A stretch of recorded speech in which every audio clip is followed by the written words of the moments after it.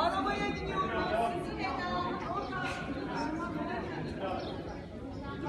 Tamam mıyız? Evet.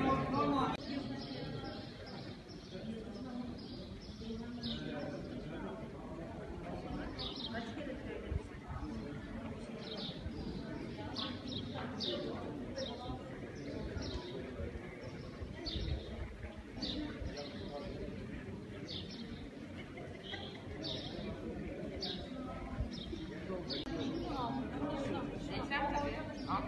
Ama çok karanlık. Evet, güneş ışığı biraz daha güzel. Çok karanlık. Hayır, ondan. Hayır, sen yansın. Bak şimdi daha aydın.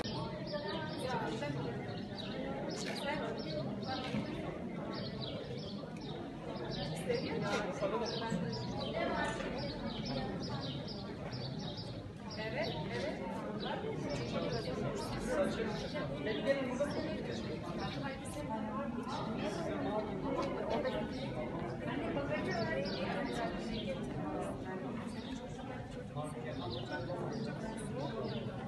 Bir kahveye, bir makarnaya, bir para. Değil, 10 liraya kaldı. Ama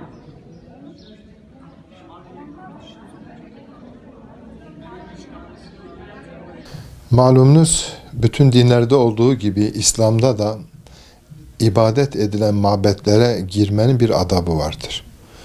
Bu adabı kiliselerde bazen başlarını ayın esnasında örterek görüyoruz. Bazen uzun elbiseler giyerek, bazen siyah elbiseler giyerek, yani bazen ayakkabılarını, terliklerini çıkarıp öyle içeri girdiklerini görüyoruz. Bu havralarda da öyledir, kiliselerde de öyledir. İslam'da da kutsal kabul edilen manevi mekanlara tabi bir girme adabı vardır. Orada özellikle bayan kardeşlerimizi kastederek söylüyorum. Başlarının kapalı olması, işte uzun elbise giymeleri, namahrem sayılan bölgelerin muhakkak kapalı olması.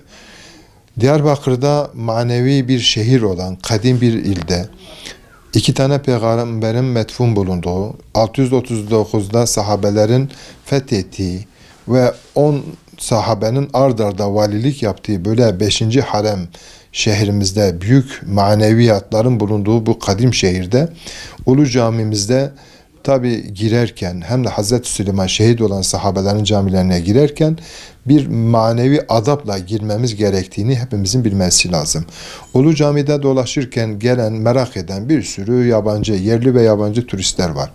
Buraya girerken orada görevli kardeşlerimizin içeri girerken belli bir adabının olduğunu hatırlatması lazım. Hatta gerekirse onunla ilgili uyarı tabelaların bulunması lazım. O kitapçığın verilmesi lazım. Bayanlar yerli veya yabancı turistler olsun, başını kapatarak, uzun etekler giyerek, uygun olmayan mini eteklerle içeri girilmemesi gerektiği noktasında bazı tedbirlerin alınması lazım. Tabi bu mülki amirlerimize düşer, vakıflar genel müdürlüğümüze düşer, il müftümüzü ve oradaki müftü hocalarımıza düşer.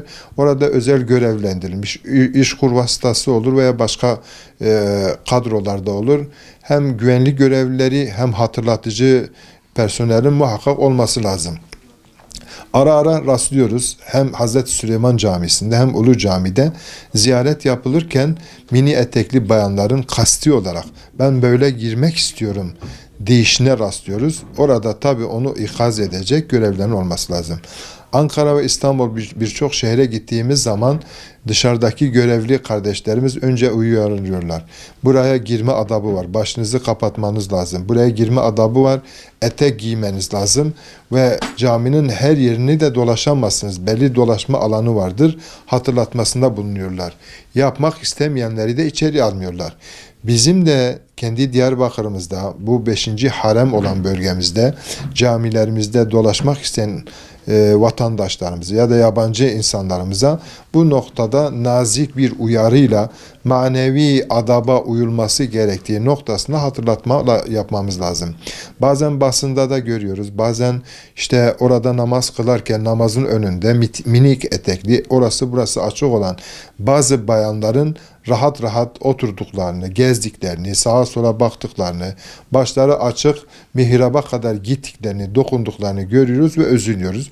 Bu noktada yetkililere hem çağrıda bulunuyoruz. Diyarbakır'ın bu manevi boyutunun ihmal edilmemesi gerektiğini hatırlatıyoruz.